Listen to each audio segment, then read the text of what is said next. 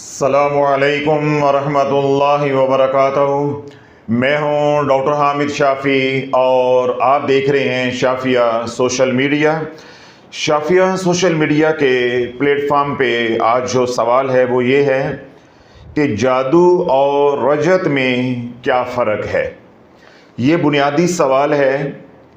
अल्लाह रब्बुल इज़्ज़त की अता से अल्हम्दुलिल्लाह कमो पेश मैंने 350 बयानात नेगेटिव एनर्जी पर किए हैं, जिसमें जादू को भी कवर किया है और रजत के ऊपर भी मुफस्सल कलाम किया है। क्योंकि नए लोग शाफिया सोशल मीडिया के साथ जुड़ रहे हैं, फॉलोअर्स बन रहे हैं, इसी तरह यहाँ जो लोग तशरीफ़ लेकर आते हैं उनमें से बहुत से लोग नए होते हैं, उन्होंने पुराने वाले बयानात नहीं सुने होते, तो इसलिए इश्काल पैदा होता है, सवालात पैदा होते हैं। तो उन्हीं सवालात में से एक बुनियादी सवाल है आज कि जादू और रजत में क्या फ़र्क है। इससे पहले कि मैं जादू और रजत के दरमियान फ़र्क को वाज़े करूं कि जादू क्या है या रजत क्या है, जब तक आपको बुनियादी मालूमात नहीं होंगी या आपको बुनियादी इल्म नहीं होगा कि नेगेटिव एनर्जी क्या है और नेगेटिव एनर्जी की अलामात क्या हैं, ज़िंदगी भर आप कभी भी जादू के मरीज़ की तशख़ीस नहीं कर सकते और इसी तरह आप किसी भी मरीज़ को लेबल नहीं कर सकते, यानी तशख़ीस नहीं कर सकते कि ये रजत का मरीज़ है। तो जब आप तशख़ीस ही नहीं कर सकते ना जादू की ना रजत की, तो फिर दोनों के दरमियान में आप तमीज़ या तफरीक कैसे कर सकते हैं, डिफ्रेंशिएट कैसे कर सकते हैं। तो इसलिए आपको बुनियादी बातें जो है वो मालूम होना ज़रूरी है कि नेगेटिव एनर्जी क्या है और नेगेटिव एनर्जी की अलामात क्या हैं। इस कायनात में दो निज़ाम चल रहे हैं, एक है पॉजिटिव निज़ाम, पॉजिटिव सिस्टम, दूसरा है मनफी निज़ाम यानी नेगेटिव सिस्टम। ये जो पॉजिटिव सिस्टम है इसको हम कहते हैं पॉजिटिव एनर्जी पोर्टल। ये जो नेगेटिव निज़ाम है या सिस्टम है इसको हम कहते हैं नेगेटिव एनर्जी पोर्टल। कायनात में दो निज़ाम चल रहे हैं, लेकिन यहां पे जो बात आपने दिल में उतारनी है और कभी भूलना नहीं है वो ये है कि इन दोनों निज़ामों को बनाने वाला अल्लाह है और वो वहदहू ला शरीक है, अपनी ज़ात में भी और अपनी सिफ़ात में भी। कहीं ये ना हो कि नेगेटिव एनर्जी, पॉजिटिव एनर्जी, मुस्बत निज़ाम, मनफी निज़ाम, इसकी रट लगाते लगाते आप दोनों निज़ामों के कायल हो जाएं कि ये भी एक निज़ाम है, हकीकत है, और ये भी एक निज़ाम है, एक ताकत है, एक हकीकत है। ये कुफर हो जाएगा, अल्लाह ना करे आप कुफर के मुर्तकब हो जाएंगे। दोनों निज़ाम हैं कायनात में चल रहे, शर का निज़ाम भी है, खैर का निज़ाम भी है। खैर के निज़ाम को हम पॉजिटिव सिस्टम कहते हैं और शर के निज़ाम को हम नेगेटिव सिस्टम कहते हैं। और साइंटिफिकली हम क्या कहते हैं, पॉजिटिव एनर्जी पोर्टल और नेगेटिव एनर्जी पोर्टल।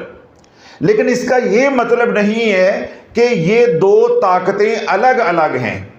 इन दोनों ताकतों को या इन दोनों निज़ामों को बनाने वाला या इन दोनों पोर्टल सिस्टम को बनाने वाला वहदहू ला शरीक है, वो अल्लाह है। तो ये अकीदा अपना मजबूत रखना है। अगर दोनों निज़ामों की ताकत को मान लिया कि शर भी एक ताकत है, खैर भी एक ताकत है, और इन दोनों ताकतों के कायल हो गए, तो मैंने क्या कहा कि आप कुफर के मुर्तकब हो जाएंगे। खैरिही व शर्रिही मिनल्लाहि ताला, खैर है या शर है, पॉजिटिव निज़ाम है या नेगेटिव निज़ाम है, दोनों का बनाने वाला कौन है? अल्लाह। कुल आऊज़ु बिरब्बिल फलक मिन शर्रि मा खलक, शर को भी तख्लीक करने वाला अल्लाह है। हाँ, यहाँ जो अगली बात आपने ज़हन में रखनी है वो ये कि जो नेगेटिव निज़ाम है उसकी निस्बत इब्लीस के साथ है, जो पॉजिटिव निज़ाम है यानी खैर का निज़ाम है उसकी निस्बत अल्लाह रब्बुल इज़्ज़त के साथ है। ये दूसरी बात आपने याद रखनी है। लेकिन दोनों निज़ामों को बनाने वाला सिर्फ अल्लाह है। अब वो तमाम आमाल अब हम बात करेंगे कि नेगेटिव एनर्जी क्या है। वो तमाम आमाल जिनकी निस्बत इस नेगेटिव सिस्टम के साथ हो जाती है या नेगेटिव एनर्जी पोर्टल के ज़ेरे असर आ जाते हैं, वो तमाम आमाल जो एनर्जी जनरेट करते हैं, उस एनर्जी को नेगेटिव एनर्जी कहा जाता है। उनमें से जादू एक अमल है, रजब एक अमल है, काली नज़र एक अमल है, हसद का वार एक अमल है, हसरत की निगाह एक अमल है, असेब एक अमल है या एक मसला है।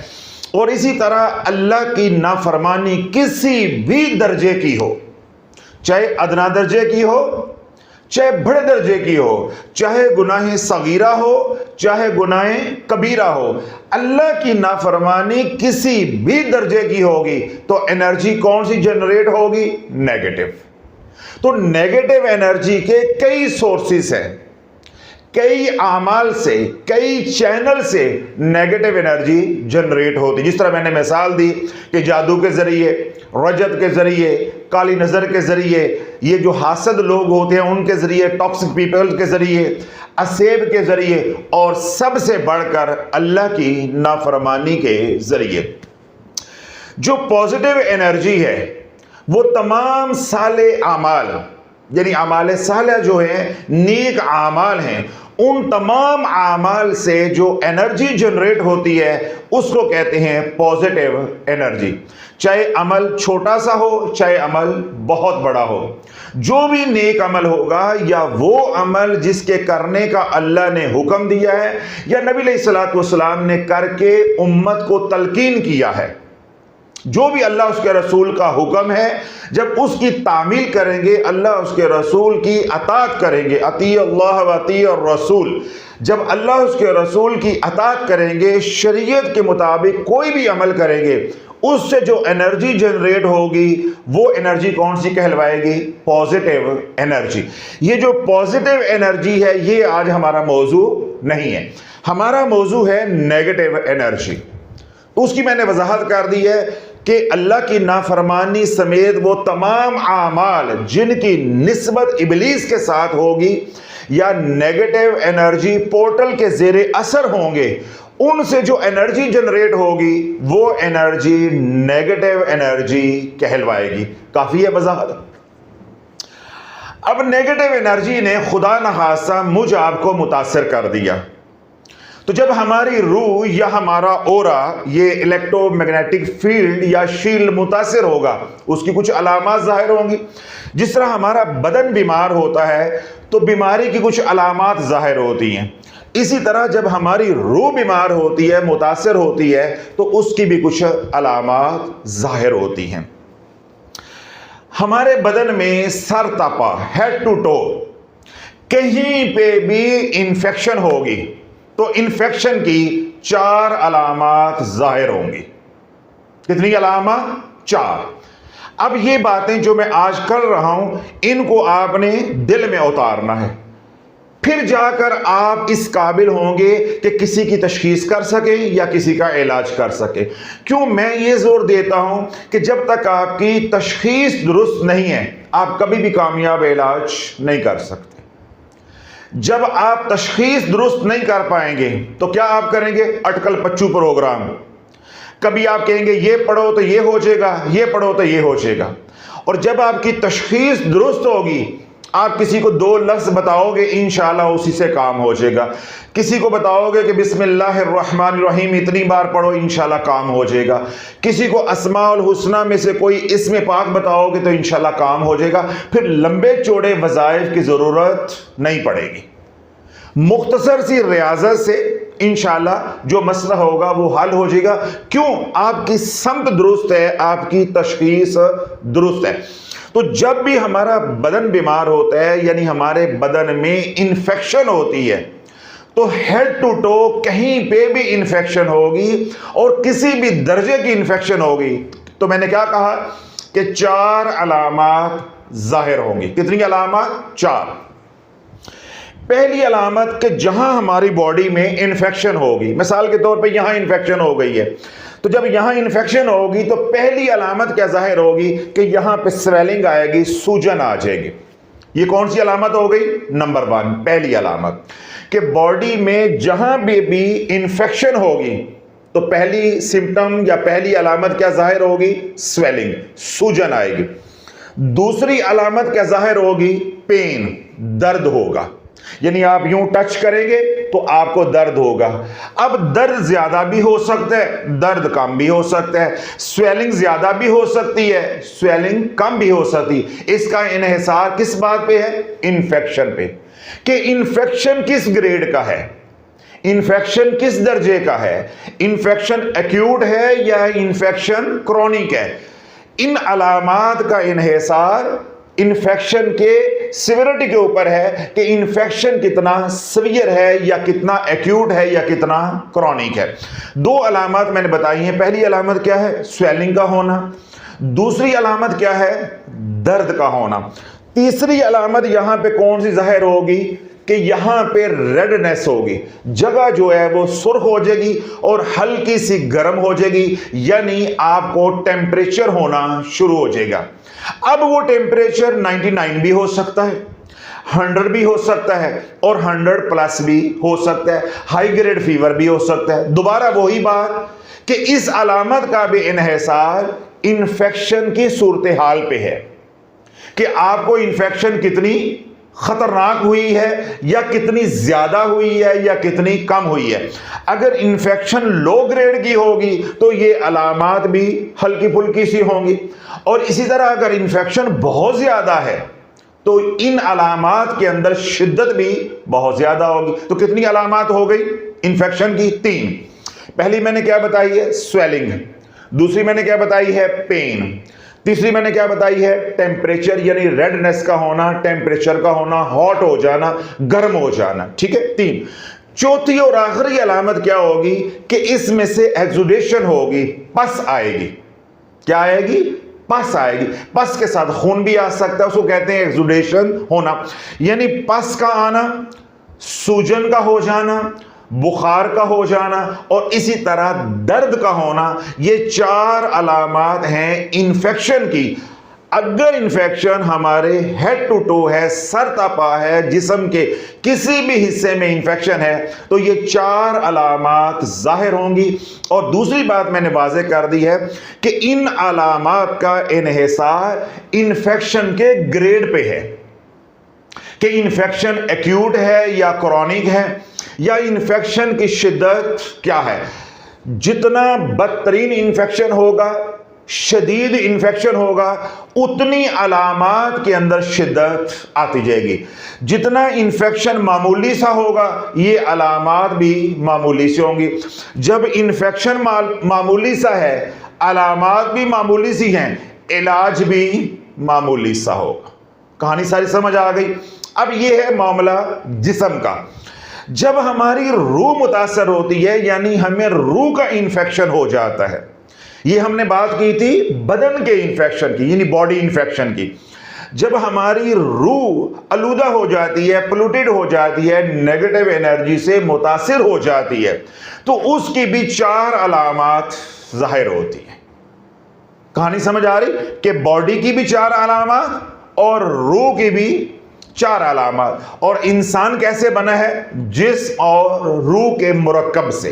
ये कंपाउंड है, यानी ये कालब है, इस कालब के अंदर क्या है? रूह है। इसको हम कहते हैं इंसान। जब रूह बीमार होगी तो रूह की भी 4 अलामात जाहिर होंगी। पहली अलामत कि आपके रिज्क में तंगी आना शुरू हो जाएगी, रिज्क के अंदर से जो बरकत है वो उठना शुरू हो जाएगी। आपके अखराजात यानी फजूल खर्चियां बढ़ना शुरू हो जाएगी और आमदन कम होना शुरू हो जाएगी। आपकी आमदन कम होगी, नुकसानात ज्यादा होना शुरू हो जाएंगे। अब ये मामला अगर काफी देर तक चलता रहता है और आप यही रट लगाए रखते हैं कि हम पीरों फकीरों को नहीं मानते, हम जादू टूने को नहीं मानते, हम सिर्फ कुरान और हदीस को मानते हैं जो कभी पढ़ा नहीं है, हम सिर्फ कुरान और हदीस को मानते हैं, या अल्लाह उसके रसूल को मानते हैं जिसकी कभी मानी नहीं है। तो अगर यही रट लगाए रखी तो महीने गुजर गए 4, कितने 4। तो इस अलामत के अंदर शिद्दत आ जाएगी, इतनी शिद्दत आ जाएगी कि आप पाई पाई के मोहताज होना शुरू हो जाएंगे, यानी आपकी आमदन इतनी कम हो जाएगी और अखराजात इतने बढ़ जाएंगे कि आप धीरे धीरे मकरूज होना शुरू हो जाएंगे। ये है पहली अलामत, ये है पहली अलामत। और इसका ताल्लुक है नॉर्थ पोल के साथ, यानी आपका जो शुमाली पोल है वो ब्लॉक होना शुरू हो जाएगा। आपके तमाम जो फाइनेंस से रिलेटेड मामलात हैं वो डिस्टर्ब होना शुरू हो जाएंगे। आपका कारोबार है तो वो डिस्टर्ब होना शुरू हो जाएगा। अगर आप कोई मुलाजमत करते हैं तो वहां पर मसाइल पैदा होना शुरू हो जाएंगे। इस तरह आपका कोई बड़ा कारोबार है, तिजारत है, कोई फैक्ट्री है, तो वहां के मामलात जो है वो गड़बड़ होना शुरू हो जाएंगे। ये कितनी अलामत हो गई? एक ही भाई बताई है, पहली अलामत है। ये है पहली अलामत। दूसरी अलामत क्या जाहिर होगी? जब आपकी अल्लाह ना करे रूह बीमार हो जाती है या रूह का इन्फेक्शन हो जाता है तो आपके घर में खामखा लड़ाई झगड़े शुरू हो जाएंगे, बिला वजह लड़ाई झगड़े शुरू हो जाएंगे। और अगर बिलफर्ज आप खुद नेगेटिव एनर्जी से मुतासिर है तो आपकी तबीयत के अंदर चिड़चिड़ापन, बिला वजह का गुस्सा बढ़ना शुरू हो जाएगा। यानी छोटी छोटी बात के ऊपर आप कटने मरने पे तैयार हो जाएंगे, लड़ने मरने पे तैयार हो जाएंगे, कत्ल गारत के लिए तैयार हो जाएंगे। आपको कुछ समझ नहीं आएगी मैं क्या बोल रहा हूं या मेरे बोले हुए का नतीजा क्या निकलेगा। और अल्लाह ने करे सारा कुंबा जो है वो जादू से मुतासर हो गया है या नेगेटिव एनर्जी से मुतासर हो गया है तो सारे घर वाले आपस में बिला वजह लड़ना झगड़ना शुरू कर देंगे। कितनी अलामत हो गई? 2। पहली है माली तंगदस्ती आएगी, दूसरी है कि घर के अंदर लड़ाई झगड़े होंगे। अगर फर्द की बात की जाए, इंडिविजुअल की बात की जाए तो मैंने बताया उसकी तबीयत के अंदर गुस्सा, चिड़चिड़ापन बढ़ता जाएगा, यानी उसका जिद्दी होना जो है वो बढ़ता जाएगा। जिद जो है वो हर मामले पे जिद, हर मामले पे अड़ी करना, बिला वजह का गुस्सा करना, हर वक्त चिड़चिड़ापन का शिकार रहना, ये वाली हालत जो है इसका दुरानिया बढ़ना शुरू हो जाएगा। एक तो है कभी कभार गुस्सा आना, वो नॉर्मल है। एक है कि हर वक्त गुस्से में रहना, कोई बात किसी की बर्दाश्त ना करना और छोटी सी बात के ऊपर लड़ने मरने पे तुल जाना। ये है दूसरी अलामत अगर रूह का इन्फेक्शन हो गया। पहली कौन सी है? माली तंगदस्ती। दूसरी कौन सी है? बिला वजह का गुस्सा, घर में लड़ाई झगड़े। तीसरी अलामत क्या जाहिर होगी कि आप बीमार रहना शुरू हो जाएंगे। और अगर आपका पूरा कुंबा मुतासर हुआ है तो घर में बीमारियां, एक बीमारी से उठेगा तो दूसरा लेट जाएगा, दूसरा उठेगा तो तीसरा बिस्तर पर लेट जाएगा, यानी घर से बीमारी नहीं निकलेगी, बीमारी आपके घर में डेरे डाल देगी। और मिसाल के तौर पे एक बंदा मुतासर हुआ है, इंडिविजुअल है, तो वो ऐसा बीमार होगा कि डॉक्टर के पास जाएगा, टेस्ट होंगे, टेस्ट में कुछ नहीं आएगा, या टेस्ट में अगर कुछ आ भी जाता है यानी डायग्नोसिस हो भी जाती है, तशखीस हो भी जाती है, जो वो इलाज करवाएगा वो इलाज मुअस्सर नहीं होगा। यानी डॉक्टर की दवाई, हकीम की दवाई या एलोपैथिक है या कोई भी तरीका इलाज आपने अख्तियार किया है उससे आपको रिजल्ट नहीं मिलेगा। तो कितनी अलामत हो गई? 3। पहली कौन सी है? माली तंगदस्ती। दूसरी क्या है? लड़ाई झगड़े। तीसरी क्या है? बीमारी। चौथी और आखिरी क्या है कि हर काम में रुकावट आएगी। जो काम भी आप करेंगे भले का, नेकी का, अपनी जात के लिए, अपने कुंबे के लिए, खानदान के लिए, माशरे के लिए, यानी कोई भी भले का काम करेंगे उसके अंदर रुकावट आएगी। शर का काम नहीं बोल रहा, वो तो टापोटाप जाएगा, खैर का काम बोल रहा हूं, भले का काम। जिस तरह कारोबार करना उसमें रुकावट, तिजारत करनी है उसमें रुकावट, बेटी का रिश्ता करना है उसमें रुकावट, बाहर जाना है इमिग्रेशन के मसाइल उसमें रुकावट, ठीक है। इस तरह और भी कोई जिंदगी का काम है, जो भी काम करोगे पहली तो अलामत ये होगी कि वो काम शुरू ही नहीं होगा। शुरू होते ही कुछ ऐसे मसाइल पैदा हो जाएंगे कि बात चल ही नहीं सकेगी। तो बसा औकात ये होगा कि बात चल पड़ेगी, आगे जाकर बात खत्म हो जाएगी। बेटी का रिश्ता करना है, पहले तो रिश्ता कोई पूछेगा ही नहीं, और अगर बिलफर्ज को किस्मत का मारा आ भी गया तो मैं क्या कहता आता हूं कि पपियां जफियां हो जाएंगी, मिठाई के डब्बे एक्सचेंज हो जाएंगे, मुबारकबादें हो जाएंगी, गले मिल लेंगे, मानका कर लेंगे। जो दरमियान में वचोलड़ा है, जिनको आजकल जो है वो मैच मेकर कहते हैं, वो वचोलड़ा अपनी फीस लेकर भी फारग हो जाएगा, बाद में खामोशी हो जाएगी, आपका सारा टाइम पैसा जाया चला जाएगा। तो हर काम में रुकावट आएगी। ये कितनी अलामात हो गई? 4। अब ये 4 अलामात हैं रूह के बीमार होने की, यानी नेगेटिव एनर्जी की। जब बदन बीमार होता है तो उसकी भी मैंने 4 अलामात बताई हैं। तो ये जो 4 अलामात बदन की हैं वो भी आपने याद रखनी है।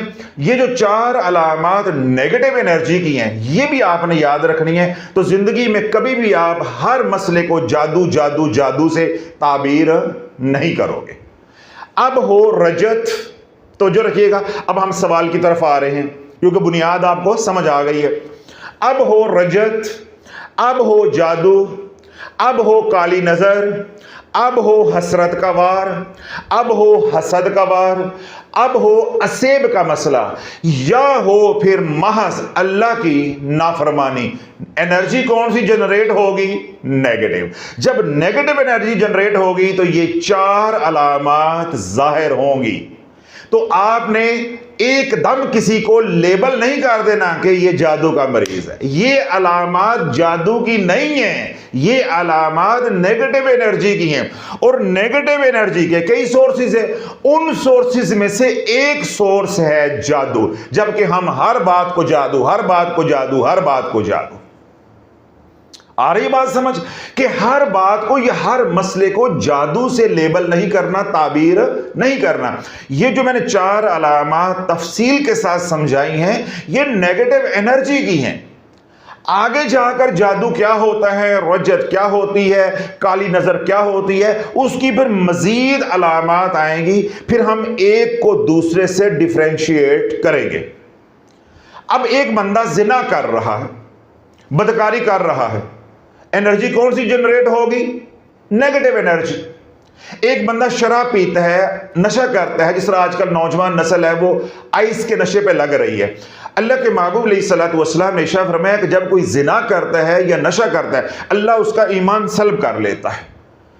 आप तसव्वुर करो कि जो बंदा हालत जिना में होता है या नशा कर रहा होता है किसी भी तरह का, तो वो कितनी नेगेटिव एनर्जी जनरेट कर रहा होता है। तो ये 4 अलामात जाहिर होंगी। जब उसको चिड़चिड़ापन होगा, गुस्सा आएगा, घर में लड़ाई मार कुटाई करेगा, कारोबार है तो उसका वो तबाह हो जाएगा, सेहत है तो उसकी वो तबाह हो जाएगी, उसके कामों में रुकावट आएगी, तो माली तंगदस्ती का शिकार हो जाएगा। जब ये 4 अलामात या 4 में से 3 अलामात या किसी भी दर्जे की ये अलामात जाहिर होंगी, किसी भी आमिल के पास जाएगा तो क्या कहेगा? जादू ठीक गया, जादू हो गया है। तो मैं आपके अंदर से जादू का खौफ निकाल रहा हूं, आप अपने अंदर जादू का खौफ डालते जा रहे हो। किया जिना है, किया नशा है, उसकी वजह से नेगेटिव एनर्जी जनरेट हुई है। बेनमाजी बन गया, नमाजें छोड़ दी, अल्लाह का जिक्र छोड़ दिया, ज़कात देना छोड़ दी, उशर देना छोड़ दिया, सदका और खैरात करना छोड़ दिया, दीगर नेक आमाल हैं उनको छोड़ दिया, अल्लाह उसके रसूल से दूर हो गया, दुनियादार हो गया। अब दिन रात 24 घंटे नेगेटिव एनर्जी जनरेट हो रही है। तो जब नेगेटिव एनर्जी इस ओरा को मुतासर कर देगी, यही 4 अलामात जाहिर होंगी। तो ये 4 अलामात जादू की नहीं है, ये 4 अलामात नेगेटिव एनर्जी की हैं। और नेगेटिव एनर्जी के कई सोर्सेज हैं, जिस तरह मैंने कहा, रजत नेगेटिव एनर्जी, जादू नेगेटिव एनर्जी, काली नजर negative energy, toxic people negative energy, हसद या हसरत नेगेटिव एनर्जी, अल्लाह की नाफरमानी नेगेटिव एनर्जी, और इसी तरह कहीं पे असेब है, कोई जगह भारी है तो वहां पे भी नेगेटिव एनर्जी। तो जब नेगेटिव एनर्जी होगी तो ये 4 अलामात जाहिर होंगी। जिस तरह बॉडी में इंफेक्शन होगी तो 4 अलामात जाहिर होंगी। अब हम आते हैं सवाल की तरफ। सवाल यह था कि जादू और रजत में क्या फर्क है? जादू और रजत में क्या फर्क है? चाहे आप सवाल यूं बना लें, जादू और रजत में क्या फर्क है, तो जो रखिएगा, ताकि आइंदा आपको इससे मुतल्लिका कोई सवाल जहन में आए तो आपको फ़ौरन जवाब मिल जाएगा।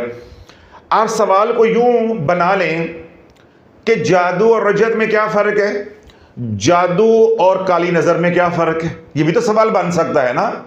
जादू और असेब में क्या फ़र्क है, यूं भी सवाल बन सकता है कि रजत और असेब में क्या फ़र्क है।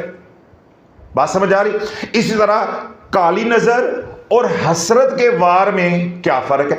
कई सवालात बन सकते हैं। जब आपने कंपैरिजन करना है या आप डिफरेंशिएट करना चाहते हैं तो ज़रूरी तो नहीं है कि आप जादू और रजत के दरमियान जो फ़र्क है वही पूछें। आप ये भी तो सवाल कर सकते हैं कि जादू और काली नज़र में क्या फ़र्क है। बुनियादी बात जो यहां पे आपने समझनी है और अज़बर करनी है वो ये है, चाहे हो लाला जादू अब मैं अपनी फॉर्म में आ गया हूं, अब जागते रहना है। अब चाहे लाला हो जादू तो चाहे हो रजत, पहले तो ये चार अलामात जो कॉमन हैं जो मैंने बताई हैं ये जाहिर हो जाएंगी, ये जाहिर होंगी। चाहे मरीज है जादू का, चाहे मरीज है रजत का, दोनों के अंदर ये चारों अलामात होंगी। माली तंगदस्ती, लड़ाई झगड़े, बीमारी और हर काम में रुकावट। किसी ना किसी दर्जे की ये चारों अलामात जादू के मरीज में भी मौजूद होंगी और रजत के मरीज में भी मौजूद होंगे। अब हमारे पास दो मरीज बैठे हुए हैं, ठीक है, दो पेशेंट बैठे हुए हैं। एक है जादू का मरीज और एक है रजत का मरीज। तो अब हमने तशखीस करनी है, डिफरेंशिएट करना है, तो कैसे करेंगे। जो जादू का मरीज होगा उसमें भी ये चारों अलामात मौजूद होंगी, जो रजत का मरीज होगा उसमें भी ये चारों अलामात मौजूद होंगे। जब आप जादू के मरीज से पूछेंगे आप औरादो वज़ाइफ करते हो, वो कहेगा मैं नहीं करता, मैंने तो कभी नमाज नहीं पढ़ी, मैंने तो कभी नमाज नहीं पढ़ी, कभी कभार नमाज पढ़ लेता हूँ या कभी कभार दुरूद पाक पढ़ लेता हूँ या कभी कभार इस्तग़फ़ार कर लिया, मैं तो कोई औरादो वज़ाइफ नहीं करता। या वो सिरे से इनकारी हो जाता है, वो कहता है जी मैं तो इन चीज़ों को मानता ही नहीं, मुझे तो मालूम ही नहीं है। तो आप खामोशी इख्तियार करेंगे, उसको कहेंगे तू ज़रा बैठ, मैं ज़रा इससे बात कर लूँ। अब कितना आसान हो गया, यानी एक ही आपने सवाल करना है तो ये जो दो हैं ये वाकई दो हो जाएंगे, ये एक नहीं रह जाएगा एक ही सवाल से। यानी दो मरीज आपके सामने हैं तो आपने सवाल करना है कि आप कोई औरादो वज़ाइफ करते हैं, क्या क्या पढ़ते हैं। सूरह यासीन रोज़ाना पढ़ते हैं, सूरह काफ पढ़ते हैं, सूरह मुज़म्मिल पढ़ते हैं, या सूरह वाक़िया पढ़ते हैं, या 5 सूरत पढ़ते हैं, या आपने ज़िंदगी में आयत करीमा पढ़ा, वगैरह वगैरह। आपने 2-4 सवाल ठोकने, वो कहेगा जी मैं कुछ नहीं पढ़ता पढ़ाता, मैं तो इन चीज़ों को मानता ही नहीं। तो आपने उसको कहना आप ज़रा खामोश रहो, मैं ज़रा पहले इसकी इंटरप्रेट जो है वो कर लो। अब आप मतवज्जे होंगे दूसरे मरीज़ की तरफ। जब आप रजत के मरीज़ से सवाल यही वाला करेंगे कि भाई माली तंगदस्ती भी है, लड़ाई झगड़े भी हैं, आपके घर में बीमारी भी है, आपके कामों में रुकावट भी है, बताओ वज़ाइफ करते हो, वो कहेगा हाँ करता हूं। बस जहां पे लफ्ज आ गया कि मैं वज़ाइफ करता हूं, और ये भी मुमकिन है वो सब कुछ करता हो मगर उनको वजीफा ना मानता हो, जो मेरे साथ होता है।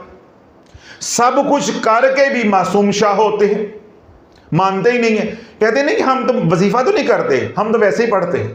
तो फिर मैं आगे से क्या कहता हूं कि वजीफे का मतलब ये होता है कि उल्टे लटक कर पढ़ा जाए तभी वजीफा होता है।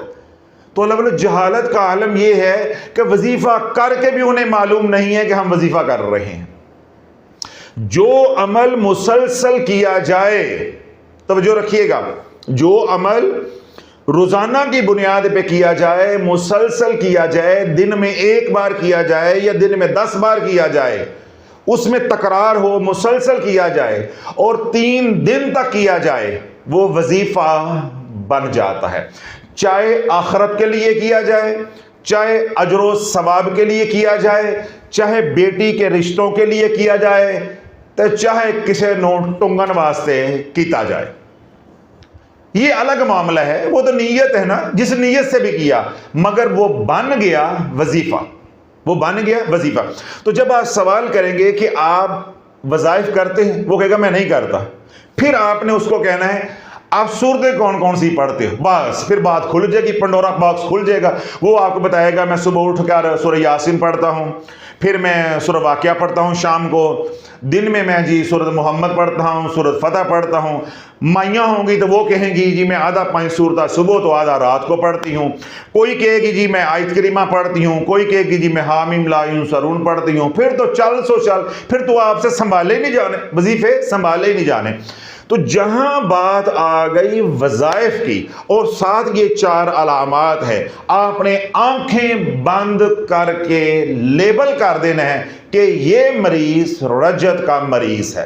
तमाम टॉपिक बंद, जितने भी बाकी टॉपिक्स हैं तमाम क्लोज, बंद। ना यहां पे अब जादू है, ना यहां पे नजरे बद है, ना यहां पे असेब है, कुछ भी नहीं है। यहां पे क्या है? रजत है।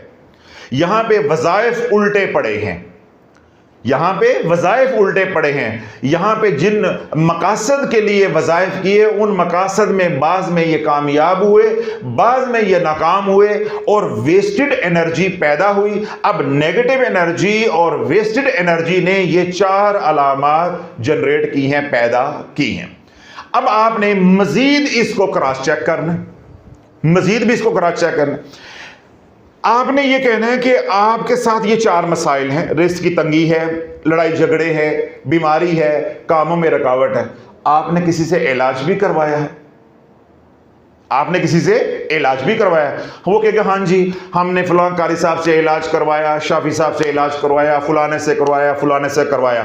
तो जब वो 2, 3, 4 आमिल का नाम बता दे कि मैंने इलाज करवाया, एक से ज्यादा का नाम बताएगा तो समझ जाना कि अगर उसने औरादो वज़ाइफ नहीं भी किए तो नाकाम इलाज की वजह से भी रजत हो जाती है। जब वो मुसीबतों में फंस गया, अब बेटी के रिश्ते नहीं हो रहे, घर में रिस्क की तंगी है, बच्चे बेरोजगार हैं, शोहर बेरोजगार है। अब औरत क्या करेगी? कभी कुछ पढ़ेगी, कभी कुछ पढ़ेगी। जूं जूं वो पढ़ते जाएंगे बर्बाद होते जाएंगे, बर्बाद होते जाएंगे। अब दोबारा इधर आए, एक लतीफ नुक्ता मैं आपको और वाज़े कर दूं। एक मरीज है, उसकी आपने तशखीस कर ली कि ये 100% जादू का मरीज है। क्या है?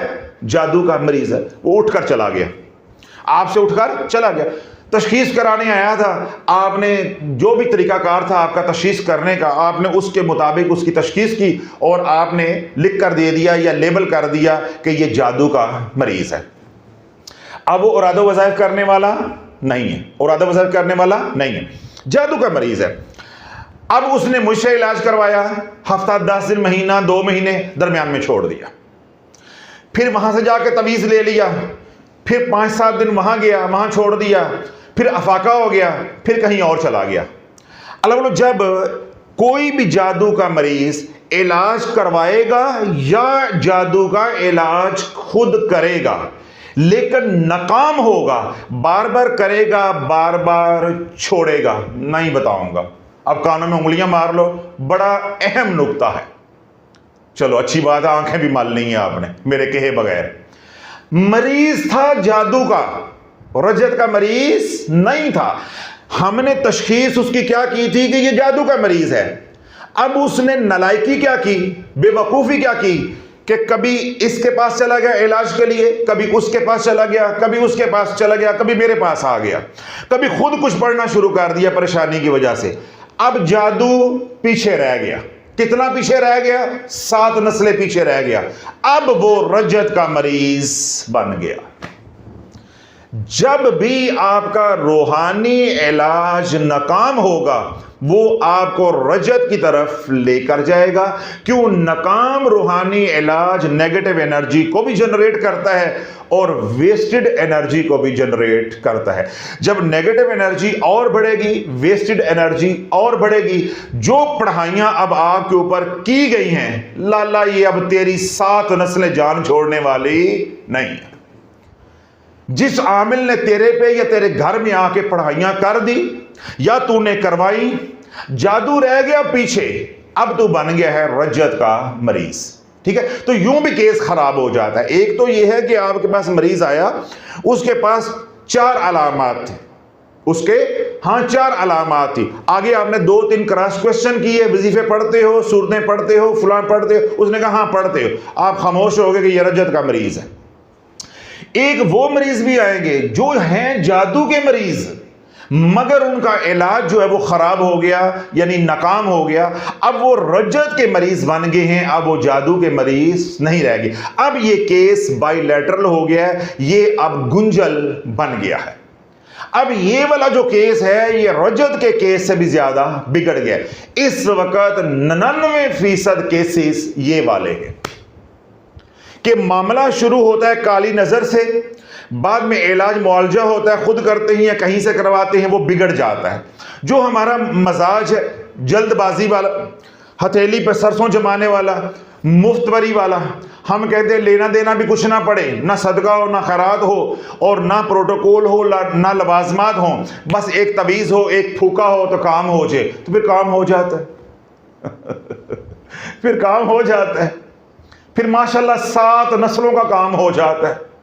एक माई ने यह गलती की, एक औरत ने यह गलती की, अमूमी तौर पे 7 नस्लों का काम हो गया, मक्कू ठपया गया। अब ना तशखीस होगी, ना पता चलेगा कि यह मसला कहां से शुरू हुआ। कोई लेबोरेटरी तो है नहीं वहां जाके आप टेस्ट करवा लोगे, कोई ट्रैक हिस्ट्री तो है नहीं, ये तो मरीज खुद बताएगा तो पता चलेगा, या कोई निगाहे वलायत से देखेगा तो पता चलेगा। तो कहां से वली अल्लाह ढूंढोगे, तो कहां से ऐसा मरीज ढूंढ कर लाओगे जो सच बोलेगा। ये तो पैरों ते पानी नहीं पैन देंदे। माइयां वजीफे पढ़ के भी कहती पुत्र शाफी ना इंज ना कह ही इन्होंने भले वास्ते पढ़े ने, वो काबू आती हैं। हमारे से माइयां काबू नहीं आती तो ये काबू आएंगे। झूठ पे झूठ, झूठ पे झूठ बोलते जाएंगे, और ये शर्म और हया भी नहीं आती कि भाई अगर हम शाफी से झूठ बोल रहे हैं उसमें उसका क्या नुकसान हो जा रहा है। जब हम झूठ बोलेंगे वो उसके मुताबिक कुछ हमें पढ़ने को बता देगा जो कि सूटेबल ही नहीं होगा, मौजू ही नहीं होगा, हमें उल्टा नुकसान पहुंचेगा। तो फनकारी करने की क्या जरूरत पड़ी है, मगर हमारे अंदर है, हमारे जेनेटिक कोड के अंदर ये चीज है कि हम फनकारी किए बगैर रह नहीं सकते। यानी काम गलत भी करना है, फिर मासूम शाह बनकर भी एक्टिंग भी करनी है कि मेरे या मां ने जमिया ही नहीं है। तो यूं अगर जादू का केस था और वो खराब हो गया, अब वो बन गया रजत का केस, तो मैंने कितना टाइम दिया हुआ है, क़यामत तक का। क्या कहता हूं कि क़यामत तक का आपके पास वक्त है। जहां भागना चाहते हो, घोड़ा भी आपके पास है, मैदान भी आपके पास है। कोई आपको माई का लाल तशखीस करके बता दे, डायग्नोज करके बता दे what's the wrong with you, आपके साथ मसला क्या है, तो हम क्या करेंगे कि उसके जूते अपने सर पे रखेंगे, 21 तोपों की सलामी देंगे कि आज के दौर में कोई आपको यह बता दे कि आपके साथ मसला क्या है, आपके साथ ये जो 4 अलामत है ये क्यों जाहिर हो रही है। तो क़यामत तक इसकी तशखीस नहीं होगी, ये ऐसा गुंजल बन जाएगा। तो जादू और रजत में बुनियादी फर्क क्या होता है कि रजत के अंदर वज़ाइफ की हिस्ट्री होती है। रजत के अंदर तवीज़ धागा, नीला, पीला, काला, चिट्टा, दबाने वाला, लटकाने वाला, जलाने वाला, सुलाने वाला। फिर रजत के अंदर अग्गे शाह, पीछे Shah, current Shah, solar Shah, battery Shah, सारे शाह घुसे होते हैं। तो ये जो बन जाता ना गुंजल, इसको कहते हैं रजत। जादू में ऐसा मसला नहीं होता। एक प्लेन आदमी है बेचारा, नमाज रोजा करने वाला है, अपने बच्चों की रोटी कमा रहा है, किसी बदबख्त हासद ने जो है वो तीली लगा दी, ये है जादू, ये है जादू। वहां ऐसी कोई हिस्ट्री अग्गे शाह पीछे शाह करंट शाह वाली आपको नहीं मिलेगी, वज़ाइफ की हिस्ट्री नहीं मिलेगी, तावीज़ धागे की हिस्ट्री नहीं मिलेगी। ये सारा गंद आपको मिलेगा जो कहते हैं जी असि तो पढ़ाइयां करने वाले हैं, मैं तो तहज्जुद भी पढ़ती हूं। ये सारा गंद आपको इधर मिलेगा, ये सारा गंद इधर मिलेगा। पहले अपने हाथों अपने घर को, खानदान को आग लगाई, जब मसाइल बढ़ गए तो रिश्तेदारों पे डाल दिया कि हमारा शरीका जादू करता है। शाफी ने कहा नहीं नहीं, अब मैं आ गया हूं मैदान में, अब तुम्हें छुपने नहीं देता। ये तेरे हाथों की कमाई है, किसी रिश्तेदार ने यह काम नहीं किया, किसी ने नहीं किया। ये तेरे पड़े हुए वज़ाइफ ही तेरे पे लौट रहे हैं और मसाइल बढ़ते जा रहे हैं। फिर आगे आ गया तवीज़ धागा, फिर आगे आगे आमिल, फिर खुद भी पढ़ाइयाँ की, खुद भी और मजीद वजीफे किए कि मैं इस मुसीबत से निकल जाऊं। फिर जूं जूं पढ़ते जाओगे तू लेंदे जाओगे। तो जो जितना पढ़ाई करता जाए उतना ही नीचे उतरता जाए। ये मरीज है रजत का, ये मरीज है रजत का।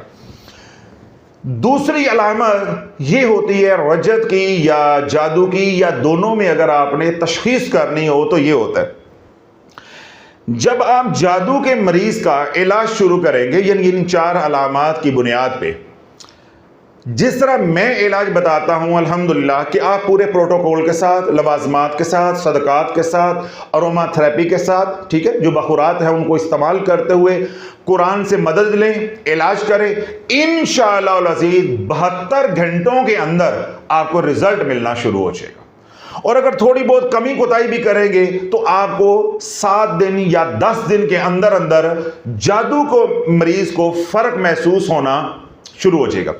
जबकि आप रजत के मरीज का इलाज करेंगे या पढ़ाई करेंगे उसके ऊपर, या उसको बताएंगे ये पढ़ाई कर, या वो खुद से कोई पढ़ाई करेगा और उसका नुकसान होना शुरू हो जाएगा, और उसका नुकसान होना शुरू हो जाएगा। अब सादा तरीके से बात ज़हन नशीं कर ले, ये जो मैंने तफसील आपके सामने रखी है इसको मैं सम अप कर देता हूं, मुख्तसर कर देता हूं। जादू के मरीज के ऊपर जो पढ़ाई आमिल करेगा वो अपना रिजल्ट देगी, असर करेगी। जब आपकी पढ़ाई, आपका पढ़ा हुआ अमल, आपका पढ़ा हुआ कुरान, या मरीज ने खुद कोई पढ़ाई की, जब असर ना करे, कोई वजीफा, कोई अमल, कोई तावीज़ असर ना करे, कोई दुआ कबूल ना हो, समझ लो कि ये मरीज 100% रजत का है, ये मरीज 100% रजत का है। तो मेरा ख्याल है काफ़ी मैंने वजाहत कर दी है कि जादू और रजत में क्या फ़र्क होता है। जादू किसी के करने से होता है, किसी ने मुक्कलात के ज़रिए, उरादो वज़ाइफ के ज़रिए, तवज्जो के ज़रिए अपनी नेगेटिव एनर्जी जो उसके ओरा में है, या अपने अमल की नेगेटिव एनर्जी तेरे पे मुंतकल कर दी। इसको कहते हैं जादू। इसको क्या कहते हैं? जादू। ये किसी के करने से होता है। रजत क्या है कि आपने वजीफा पढ़ा सास को टूंगने के लिए कि ये मेरी जान छोड़ दे, आपने वजीफा पढ़ा नंदों को घर से निकालने के लिए, आपने वजीफा पढ़ा सामने वाले का कारोबार बंद करने के लिए, आपने वजीफा पढ़ा कि अगर इन्होंने रिश्ता हमें नहीं दिया तो हूं असी होन किते होर भी नहीं देना, अगर हमें नहीं दिया तो फिर कहीं भी भाई ये रिश्ता ना करें। तो किसी के लिए ऐसा अमल किया, ये अमल लौट कर आ गया, किया था किसी के लिए, अमल लौट कर आ गया, रजा वापस आ गया, तो अब ये अमल तुझे ही बर्बाद करेगा। यानी दूसरे को बर्बाद करने के लिए जो अमल किया था वो बैकफायर हो गया, उसने तुझे बर्बाद कर दिया, यानी तू रजत का शिकार हो गया। एक तो ये सूरत होती है। दूसरी सूरत होती है मेरी माओ की, शफून दे दुपट्टे तशनील दियां रजाइयां, मेरी माओ की भी है ना। अब उन्होंने इरादो वज़ाइफ किए हैं औलाद के भले के लिए, अल्लाह ना करे किसी को मारने के लिए, नुकसान देने के लिए नहीं किए। उन्होंने बेवकूफ़ी क्या की कि ये भी पढ़ लो, ये भी पढ़ लो, ये भी पढ़ लो, ये भी पढ़ लो।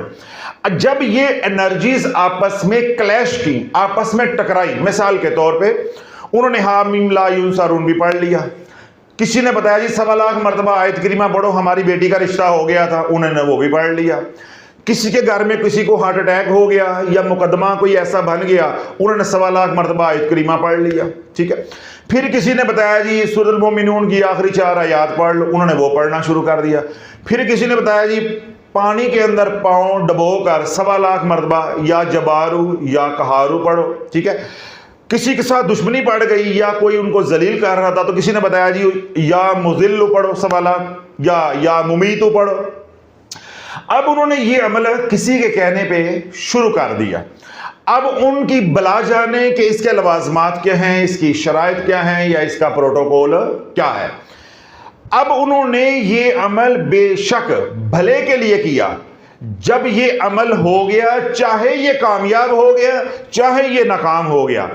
अब मैंने थोड़े दिन पहले बयान किया था कि अगर आपने एक अमल कर लिया, एक वजीफा कर लिया, तो उसकी एनर्जी को अपने ओरा से ख़त्म करने के लिए, यानी उसके असर को अपने ओरा से ख़त्म करने के लिए कम अज़ कम 6 महीने आपको लगेंगे।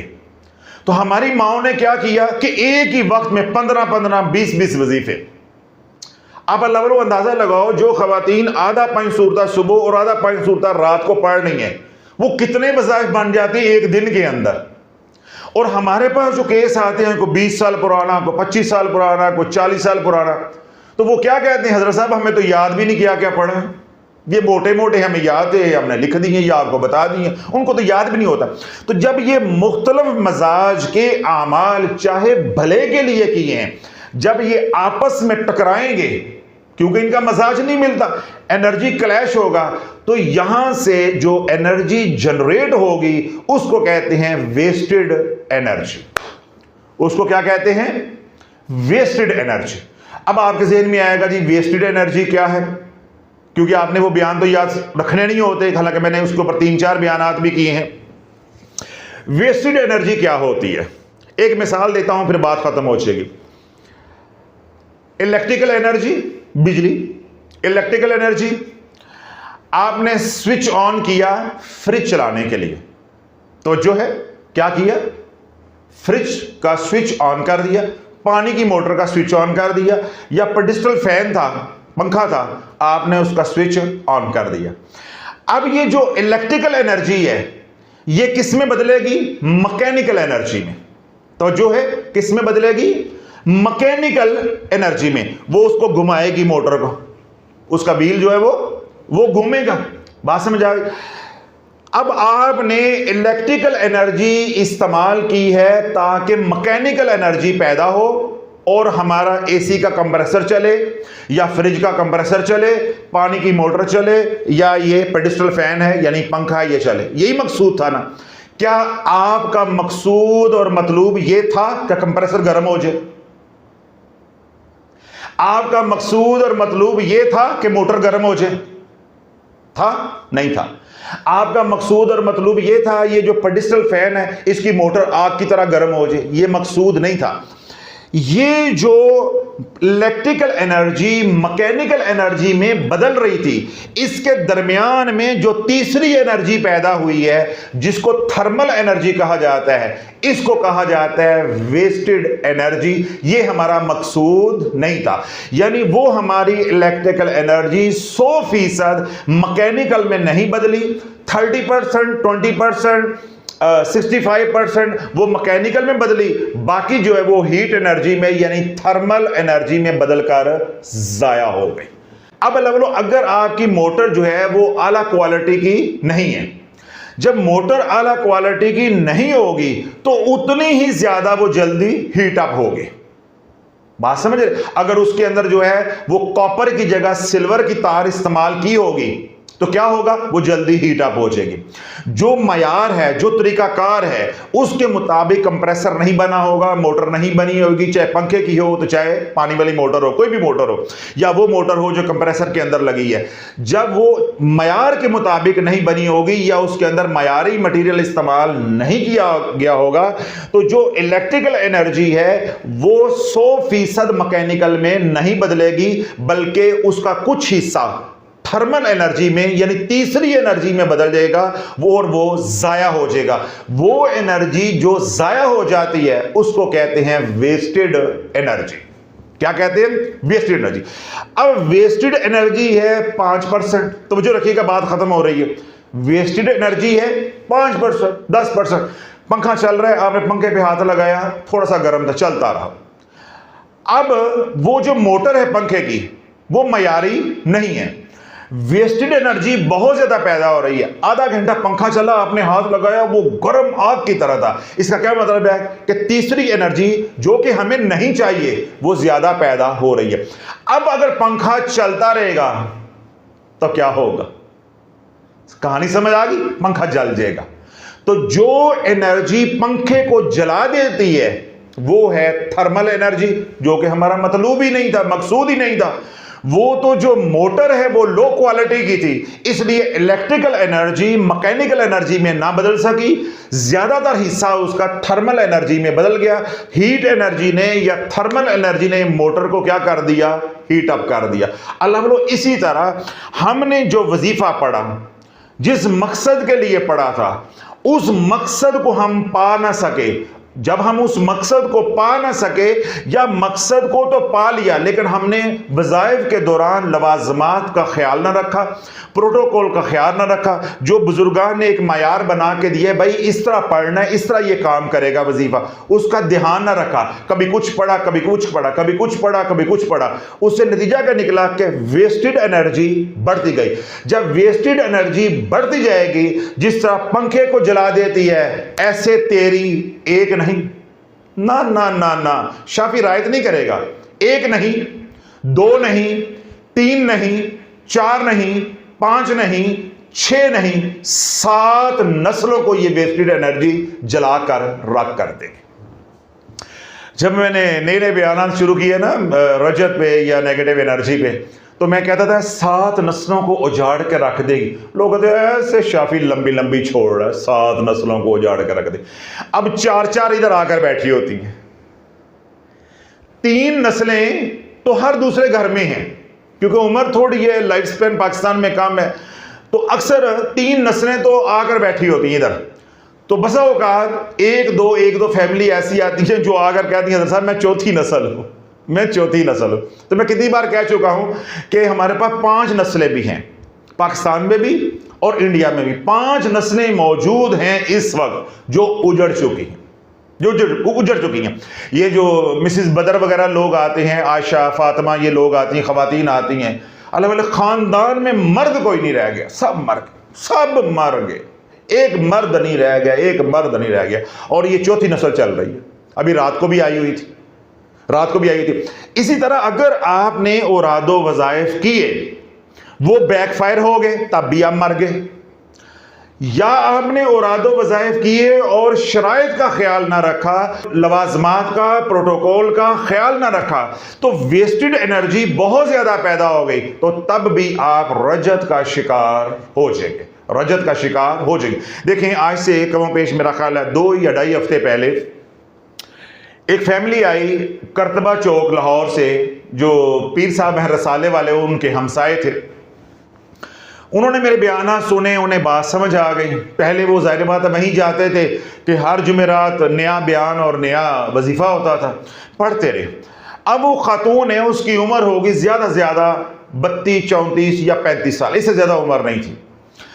अब उस खातून ने कुछ मसाइल के लिए वज़ाइफ पढ़े, जिस तरह घरों में ख़वातीन का होता है, मुझे अलग घर मिल जाए या मुझे अलग कर दिया जाए, बेटा हो गया तो बेटी हो जाए, इसी तरह अगर बेटी हो गई है तो बेटा हो जाए, मतलब ख़वातीन की ख्वाहिशात होती हैं, जज्बातीपन होता है।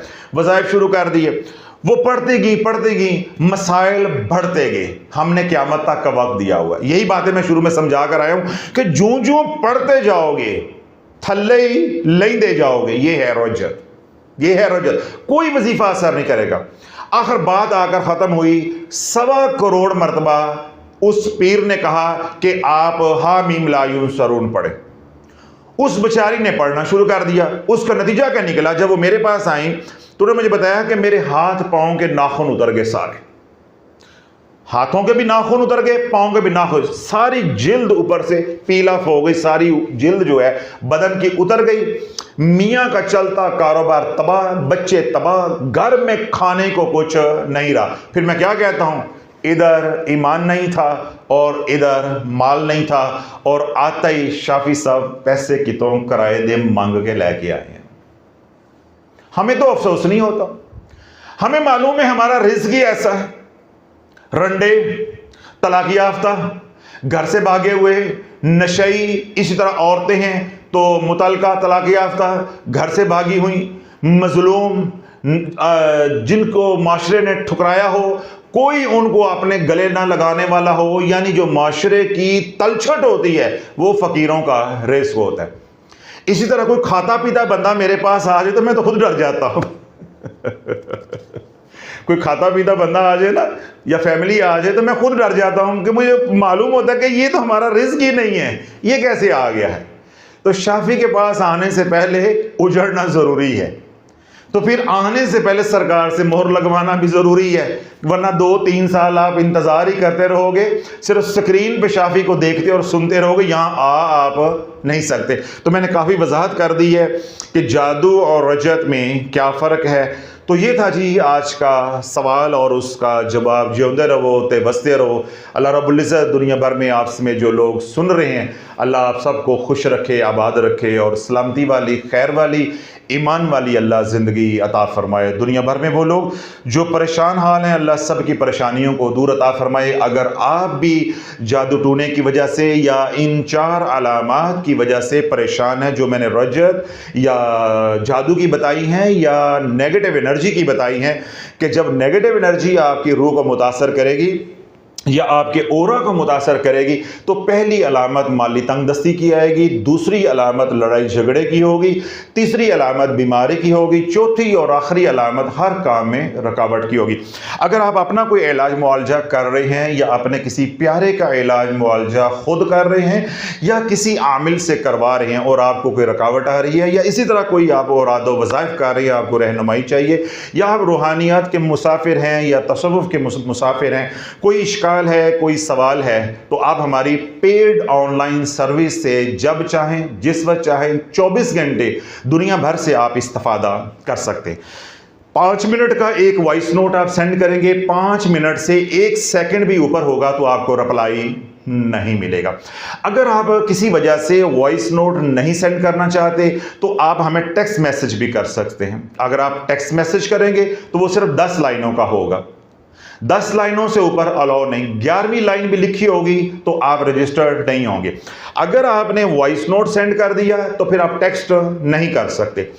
अगर आपने पैगाम लिखकर सेंड कर दिया यानी टेक्स्ट मैसेज कर दिया तो अब आप वॉइस नहीं करते। दोनों में कोई एक काम आपने करना है।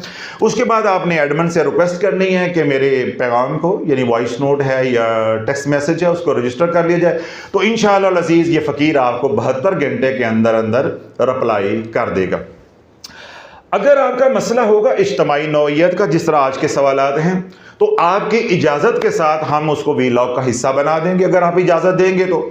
और अगर आपका मसला या आपका सवाल जो है इनफरादी नौइयत का होगा तो आपके इंडिविजुअली प्राइवेटली वॉइस नोट के जरिए रिप्लाई कर दिया जाएगा। दुनिया भर में जो लोग सुन रहे हैं, परेशान हाल हैं, दुखी हैं, तकलीफ में हैं, अल्लाह उनकी परेशानियों को दूर अता फरमाए, अल्लाह उनके दुखों को दूर अता फरमाए। जो सुखी हैं अल्लाह उनके सुखों में मजीद बरकतें अता फरमाए। वो तमाम हज़रात जिनको अल्लाह रब्बुल इज़्ज़त ने नेमतों से सरफराज किया है, अल्लाह फैज़ व बरक़ात भी नाज़िल फरमाए ताकि उनकी नस्लों को भी हंडाना नसीब हो। आप समेत वो तमाम हज़रात जिन्होंने दुआओं के लिए कहा है, अल्लाह हमारी इल्तजाओं को, हमारे टूटे फूटे अल्फाज को, हमारी गुजारिशात को उनके हक़ में कबूल व मंजूर फरमाए और उनकी मकबूल और मबरूर दुआओं को हमारे हक़ में कबूल व मंजूर फरमाए। दुनिया भर में वो लोग जो बीमार हैं, रूहानी मरीज़ हैं या बदनी मरीज़ हैं, घरों में हैं या अस्पतालों में हैं, बच्चे हैं, बूढ़े हैं, शहरी हैं या देहाती हैं, अरबी हैं या अजमी हैं, अल्लाह सब को सेहत वाली, सलामती वाली, खैर वाली, बरकत वाली हयाती अता फरमाए। दुनिया भर से वो लोग जो शाफिया सोशल मीडिया के साथ जुड़े हैं, हमारे मुतल्लकीन हैं, मुहिब्बीन हैं, मुखलिसीन हैं, या वो तमाम हज़रात जो सिलसिला अलिया कादरिया शाफिया में मुरीद हैं या खानका दारुल शिफा के साथ जुड़े हैं, या दुनिया भर से वो लोग जो शाफिया रूहानी सेंटर इंटरनेशनल पर अपने रूहानी इलाज मुआवजे के लिए आते हैं, अल्लाह सब की जान की, माल की, औलाद की, ईमान की, इज़्ज़त की हिफाजत फरमाए।